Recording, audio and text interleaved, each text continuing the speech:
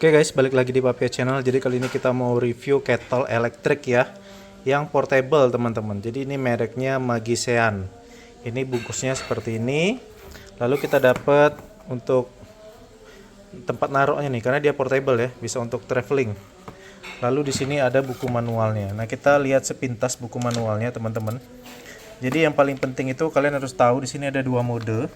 Mode 1 itu untuk daya rendah, kalau nggak mau terlalu cepat mendidih. Mode 2 ini yang dayanya tinggi teman-teman ya, jadi paling pol kekuatannya. Nah dia ini maksimum di 600 watt untuk listriknya dengan kapasitasnya 1 liter teman-teman ya. Nah ini itu aja mungkin yang penting buat kalian. Dan satu lagi, kettle listrik ini dia tidak otomatis mati ya, kayak di hotel-hotel itu kan kalau dia udah mendidih dia otomatis mati. Kalau di sini tidak otomatis mati ya teman-teman. Jadi kalian harus perhatiin kalau udah mendidih ya dimatiin manual seperti itu. Jadi untuk produknya seperti ini teman-teman. Ini bisa kalian lipat nih. Tuh ya. Bisa dilipat, ini bisa dicopot. Nih. Lalu bawahnya ini teman-teman, kalian pakai ini tutupnya.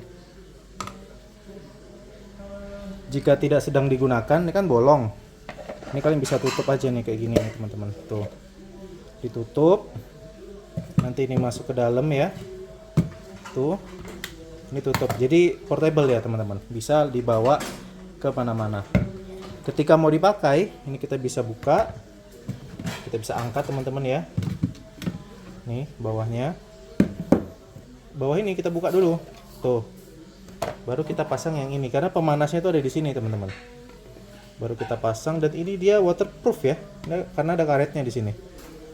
Di sini ada karetnya teman-teman. Tuh. Ini karet. Jadi nggak akan bocor dia. Baru nanti kita pasang. Cuman karetnya kok agak nggak buka ya.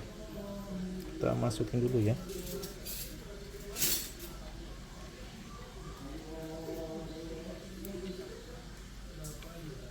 Baru kita pasang. Ini kan ada cekonetnya nih, pastiin di sini dia.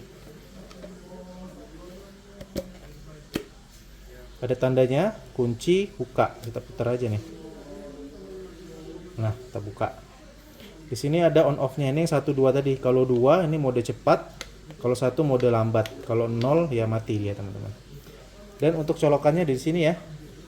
Dan ini dia pakai colokan listrik. Belum bisa dicolok ke mobil, jadi harus masaknya di colokan listrik. Ini kita colok seperti ini teman-teman. Dan ini ya kita colok ke colokan listrik. Nah, nanti ini baru dibuka. Ini ya, seperti ini teman-teman. Sekarang kita mau coba di mode terpanasnya atau mode paling cepat. Ini kita coba isi air segini ya teman-teman ya. Saya nggak terlalu penuh. Kurang lebih di batas cekungan ini teman-teman ya, batas air. Karena kalau terlalu penuh ya meluber-luber nanti dia.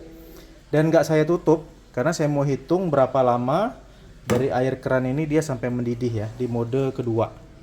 Oke ya, kita langsung pencet aja di mode 2, udah hidup. Saya tekan stopwatchnya ya. Ini mode 2 nih teman-teman. Nih. Kita nanti akan lihat berapa lama dia mendidihnya ya teman-teman ya. Ini saya pause dulu dengan stopwatchnya saya hidupin. Nanti saya kasih tahu kalau udah mendidih. Kalian mau buka atau mau tutup ininya bebas ya teman-teman ya. Kalau mau lebih cepat ya memang ditutup biar panasnya tuh merata. Cuman karena saya mau lihat gitu kan mendidihnya berapa menit ya terpaksa harus saya buka dulu ya teman-teman ya. Ini kondisi udah 1 menit 25 detik teman-teman. Blubub-blububnya udah mulai nongol sih, udah mulai kelihatan tuh.